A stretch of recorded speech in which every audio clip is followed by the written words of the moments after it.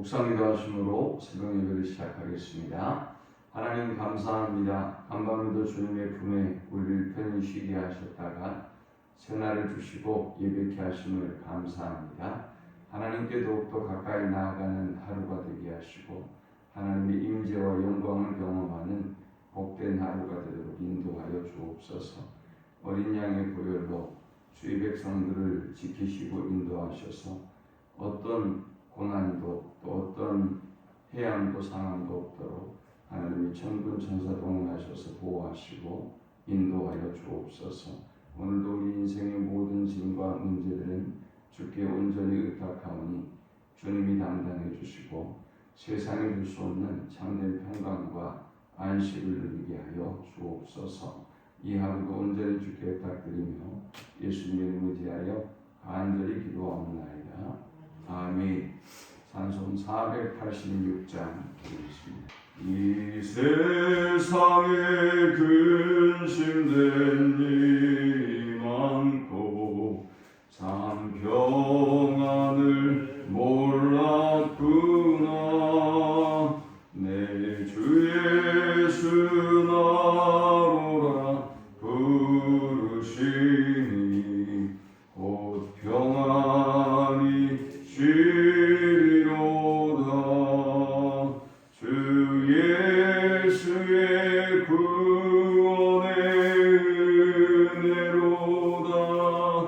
참 기쁘고 즐겁구나. 그 은혜를 영원히 누리겠네. 곧 평안이 쉬리로다. 이 세상에 곤고한 일이 많고 참 쉬는 날 없었구나.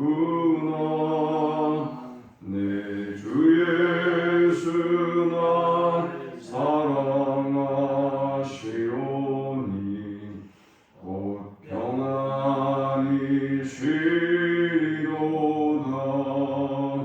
주 예수의 구원의 은혜로다. 참 기쁘고 즐겁구나. 그 은혜를 영원히 누리겠네. 곧 평안이 쉬리로다.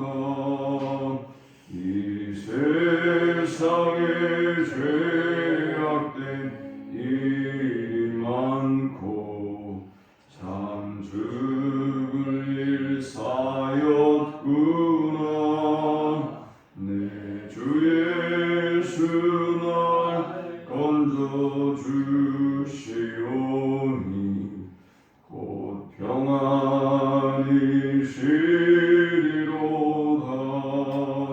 주 예수의 구원의 은혜로다.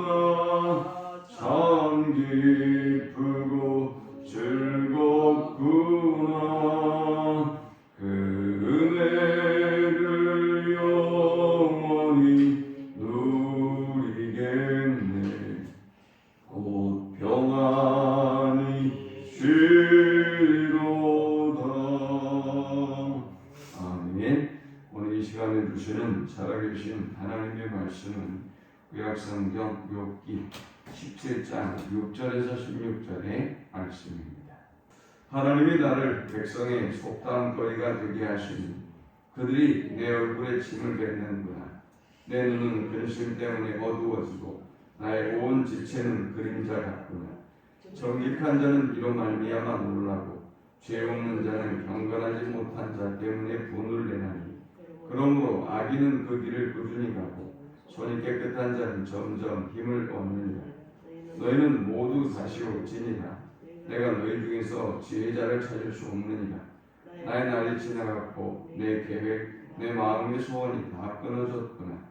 그들은 밤으로 낮을 삼고 빛 앞에서 어둠이 가깝다 하는구나.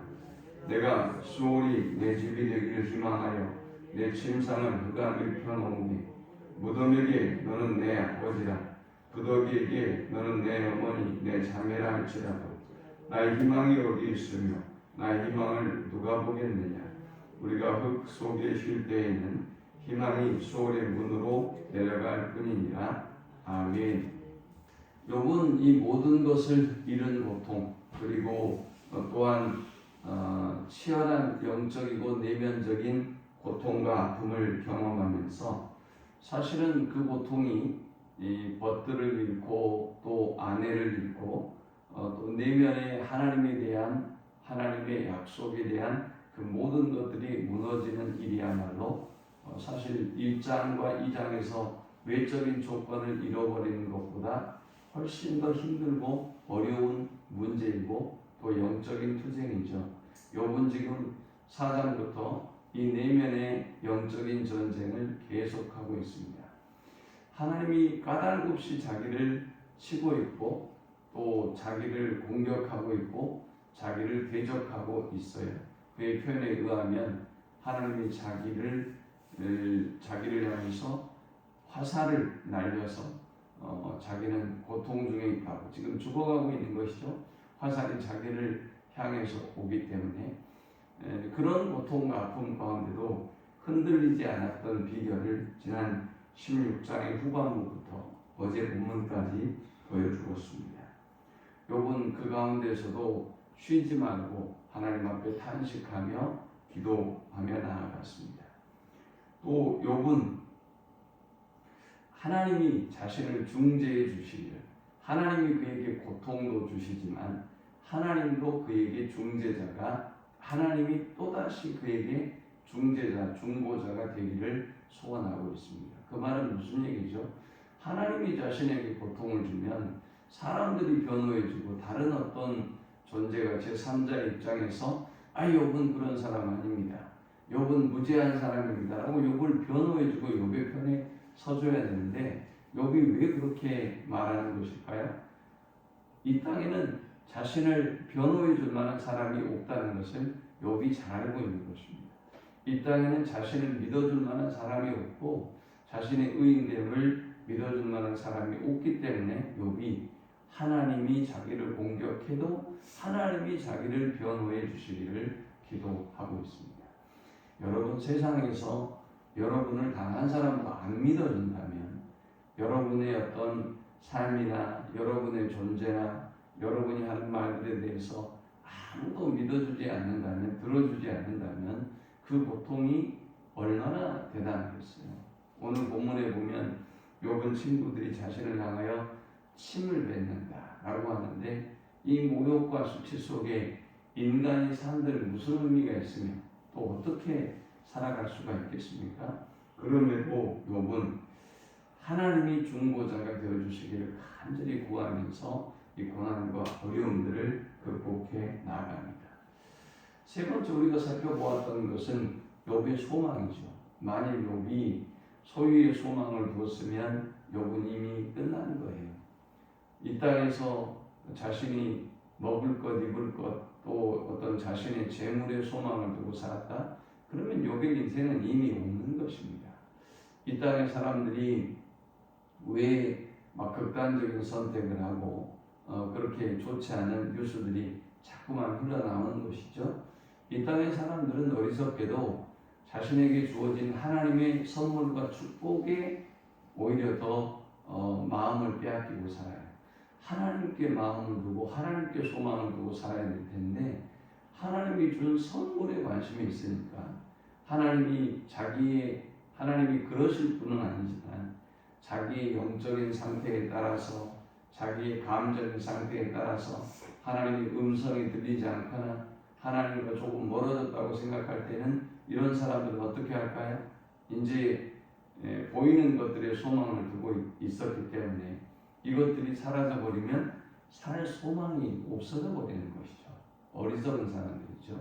그러나 욥은 하나님께 소망을 두고 있어요. 그러니 하나님이 그에게 준 조건들이 사라져버려도 욥은 문제가 없는 거죠. 하나님은 여전히 계시고 하나님은 여전히 그를 도와주실 분이기 때문에 욥은 하나님을 바라보며 이 고난과 어려움을 이겨나갈 수가 있었던 것입니다. 어리석은 인생은 재물의 소망을 두기도 하고 사람의 소망을 두기도 하니 늘 이일비하고 또 위태위태한 삶을 살아갈 수밖에 없는 것이지요. 욥은 이제 17장 6절부터 오늘 본문에서부터 그의 기도 속에서 우리에게 세 가지의 권면을 주는데, 욥이 바라보는 인생관, 욥이 바라보는 어떤 삶의 관점이 그대로 묻어나 있습니다. 자, 이 본문을 통해서 우리가 얻을 수 있는 첫 번째의 영적 교훈은 환난 속에서도 의인의 길을 걸어가라 라고 교훈합니다. 이건 대단한 일이죠. 욥은 지금 극도의 고통과 아픔을 당하고 있어요. 하나님이 어떻게 나에게 이러실 수가 있습니까?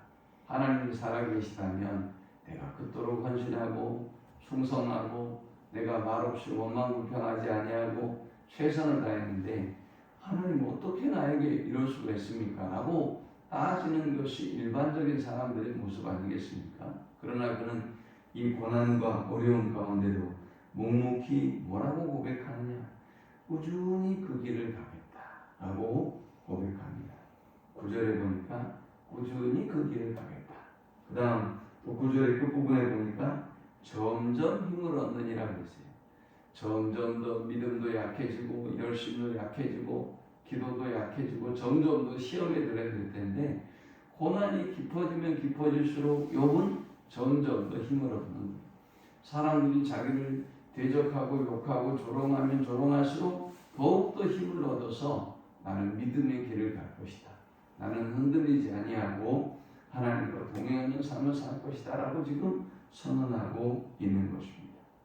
욥의 지경이 과연 어떤 지경입니까? 6절에 보니까 욥이 죄인이라는 사실은 이제 사람들에게 공공연한 사실이고, 욥이 고난당하는 것도 지금 모든 걸 잃어버린 것은 객관적 사실이기 때문에 욥은 죄인이고 저렇게 살아가면 저렇게 된다라고 손가락질 당하는 사람들이 오히려 속담거리가 되어진 사람이 되어버렸단 말이죠.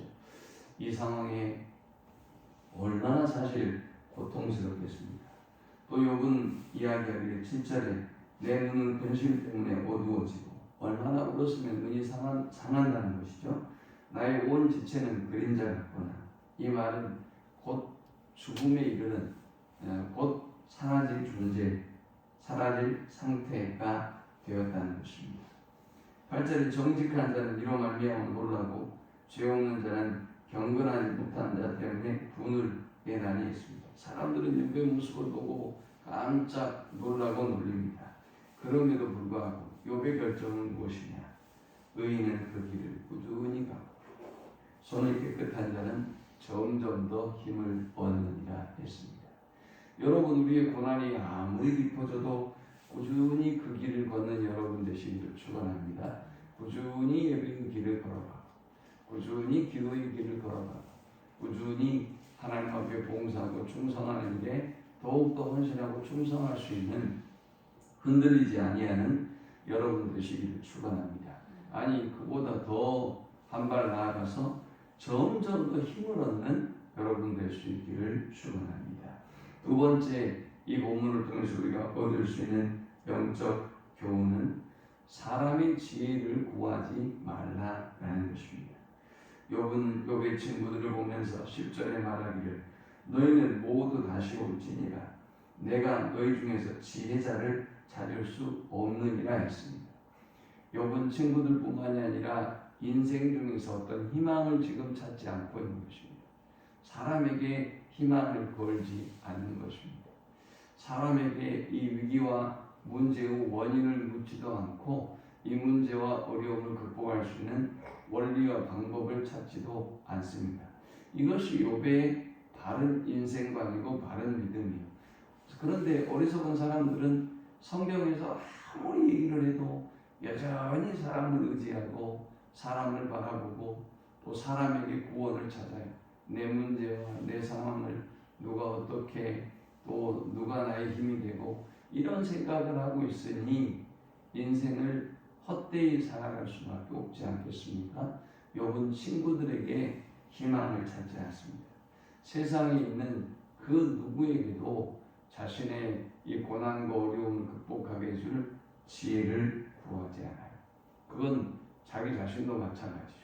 자기 자신에게도 희망이 없다는 걸 알기 때문에 그가 지금 하나님 앞에 이렇게 쉬지 않고 기도하고 비탄한 마음을 토해내고 있습니다. 오늘 사람의 지혜를 구하지 아니하는 그런 우리 모두가 될 수 있기를 축원합니다. 마지막 세 번째 우리가 이 본문을 통해서 얻을 수 있는 영적 교훈은 인생에는 희망이 없다라는 것입니다. 이것이 욥이 보여주는 세 번째 결론이에요. 인생에 지혜를 구해도 방법이 없고 인생에는 도무지 희망이 없다.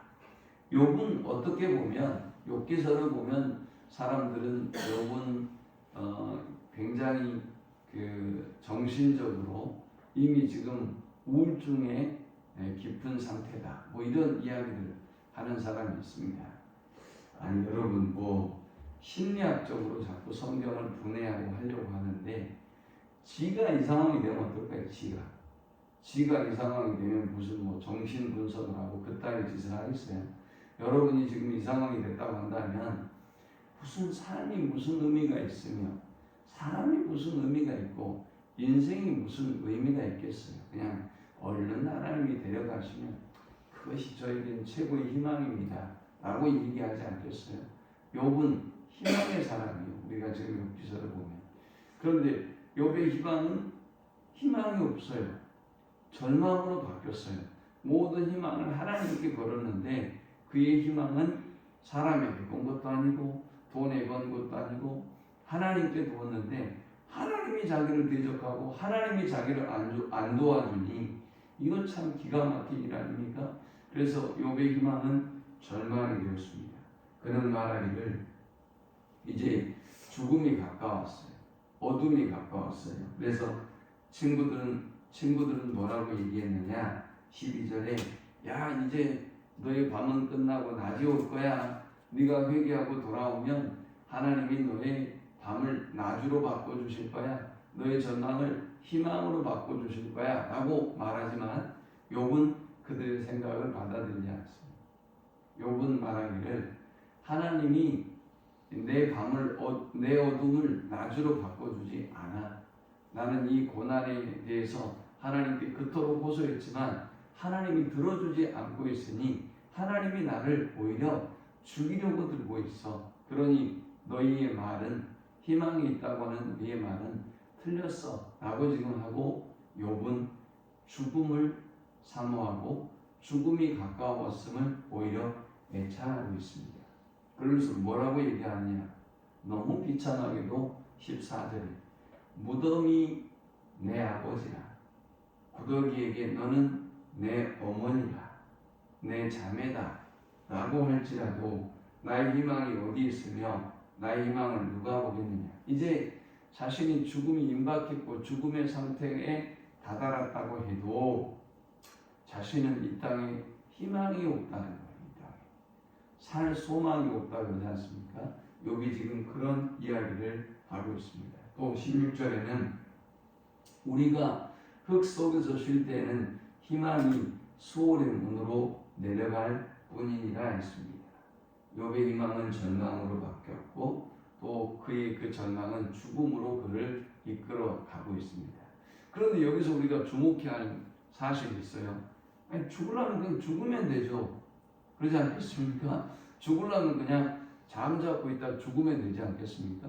근데 욥은 자신의 상황, 고통, 죽음이 임박했던 이 상태, 이 모든 걸 하나님께 토해내고 있어요. 지금 계속 하나님께 비탄을 토해내고 호소하고 있어요. 그 이유가 뭐라고 생각하세요? 욥이 진짜 죽으려고 그러는 것입니까? 죽지 못한다고 자신이 얘기했지 않습니까? 하나님이 주신 생명이기 때문에 자신은 극단적인 선택을 할 수도 없다고 이야기했지 않습니까? 욥이 왜 이렇게 호소하고 있는 것일까요? 하나님께 희망을 걸기 때문에 하나님께 자신이 고통과 아픔을 토해내면 하나님이 죽이든 살리든 자기를 얼른 데려가도 좋고, 아니면 하나님이 고통과 아픔을 해결할 수 있는 유일한 분이라는 걸 그가 알고 있기 때문에 그는 지금 하나님 앞에 호소하고 있는 것입니다. 욥이 왜 지금 이 죽음, 이 땅에는 희망이 없으니 나의 죽음이 가까웠고 얼른 죽는 게 지금 낫겠다고 고백하는 것입니까? 14장 13절 14절에 보니까 욥은 부활신앙을 가지고 있잖아요. 그죠? 죽는 것이 끝이 아니라고 하는 것을 욥은 분명히 알고 있어요. 그러니 희망이 없는 이 세상에서 많이 나를 불러주시고 하나님이 나를 건져주십시오 라고 지금 기도하고 있는 것입니다. 세상 없는 사람에게, 소망 없는 세상의 사람에게, 또 소망 없는 다른 세상의 헛된 것들에 마음을 붙이지 말고 오직 하나님을 향하고 하나님을 바라보고 승리의 삶을 살아가는 우리 모두가 될 수 있기를 축원합니다. 하나님 감사합니다. 귀한 말씀을 통해서 은혜 받고 깨닫게 하심을 감사합니다. 헛된 것을 바라보며 소망을 두고 살았던 우리를 긍휼히 여겨주시고 오직 하나님께만 소망을 두는 자들이 되게 하여 주옵소서. 예수님의 이름으로 기도합니다. 아멘. 지금은 우리 주 예수 그리스도의 크신 은혜와 성부 하나님의 극진한 사랑과 성령의 인도 교통 충만케 하심, 오직 하나님께 소망을 두므로 세상의 모든 것들이 흔들리고 요동하고 없어지고 사라질지라도 믿음으로 주님으로 인하여 승리의 삶을 살기를 소망하는 모든 주의 백성들의 무릎이 이제부터 영원토록 함께 있을지어다. 아멘.